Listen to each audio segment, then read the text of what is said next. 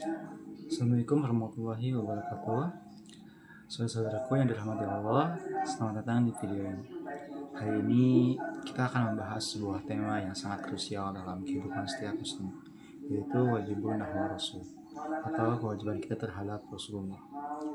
Nah, dari berbagai kewajiban itu, kita akan fokus pada salah satu yang paling mendasar, yaitu ta'atahu fimma amar, yang artinya yakni mentaati semua yang diperintahkan oleh Rasulullah. Nah, poin pertama ada pentingnya mentaati Rasulullah. Mengapa hal ini penting? Karena ketaatan kepada Rasulullah adalah pilar utama dari keimanan kita. Bukan hanya pemimpin umat, tapi juga pembawa wahyu dan teladan sempurna yang Allah Subhanahu wa Ta'ala utus sebagai rahmat bagi seluruh alam. Allah berfirman dalam Quran surat An-Nisa, Bismillahirrahmanirrahim, man yuti'ir rasula faqad ata'allah wa man tawalla fama arsalnaka alaihim hafidho. Artinya, barang siapa yang mentaati Rasul Muhammad, maka sesungguhnya dia telah mentaati Allah. Dan barang siapa yang berpaling, maka kami tidak akan mengutusmu untuk menjadi penjaga atas mereka.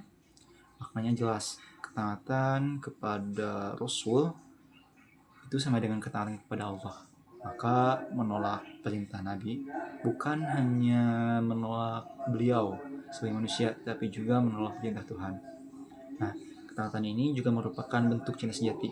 Allah berfirman dalam Quran surah Al-Imran, "Qul in kuntum tuhibbunallaha fattaba'uni yuhibbukumullah." Artinya, katakanlah Muhammad, jika kalian benar-benar mencintai Allah, maka ikutilah aku. Niscaya Allah mencintai kalian dan mengampuni dosa-dosa kalian.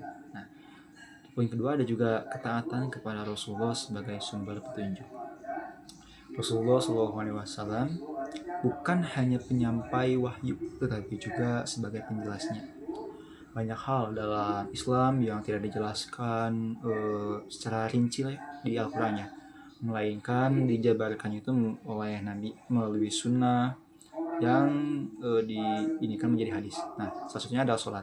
Dalam Al-Quran kita tidak hanya memperintahkan untuk sholat, tapi bagaimana caranya, berapa rakaat, bacaan dan gerakannya, ini semua dijelaskan oleh Nabi. Beliau bersabda, "Shollu kama ra'aitumuni usolli." Sholatlah kalian sebagaimana kalian melihatku sholat. Nah, selanjutnya ada zakat dan puasa. Ketentuan nisab zakat, waktu-waktu pelaksanaan, apa yang membatalkan puasa, dan sebagainya, semua itu dijelaskan melalui sunnah Nabi, bukan dari ayat Al-Quran secara langsung. Nah, selanjutnya ada juga haji. Nah, Nabi bersabda, "Khudzu anni manasikakum." Nah, artinya ambillah dariku tata cara pelaksanaan haji kalian. Nah, maka tanpa mengikuti Rasul, praktik ibadah kita tidak akan pernah sempurna. Poin ketiga ada contoh perintah Rasul dalam kehidupan sehari-hari. Nah, yang poin pertama ada dalam ibadah. Pertama ada sholat. Rasul mengajarkan urutan bacaan dan khusyuknya. Sholat tanpa mengikuti beliau dikhawatirkan akan sia-sia. Selanjutnya ada puasa. Nabi menjelaskan apa yang membatalkan puasa, seperti makan minum dengan sengaja, muntah dengan sengaja, atau haid. Nah, selanjutnya adalah poin selanjutnya ada dalam muamalah atau interaksi sosial atau dalam berkehidupan. Nah, kita juga dituntut untuk mempunyai sikap jujur dan amanah. Nabi bersabda, tinggalkanlah sesuatu yang meragukanmu kepada sesuatu yang tidak meragukanmu, karena kejujuran adalah ketenangan dan dusta adalah kegelisahan. Nah, selanjutnya ada larangan riba. Rasul bersabda, Rasulullah laknat pemakan riba atau pemberi riba, penulisnya dan dua saksinya. Nah, selanjutnya ada berbakti kepada kedua orang tua. Nah, Nabi ditanya siapa yang berhak mendapat perlakuan atau berbakti ya seperti itu. Yang pertama Nabi kan menjawabnya itu ibumu, barulah ayahmu. Nah, selanjutnya ada dalam akhlak dan adab. Nah, siapa yang menjaga lisan? Yang pertama ada menjaga lisan, artinya beriman kepada Allah, hendaklah ia berbuat baik atau diam. Jadi kalau kita ingin disebut orang yang beriman ya harus berbuat baik menjaga lisan ya.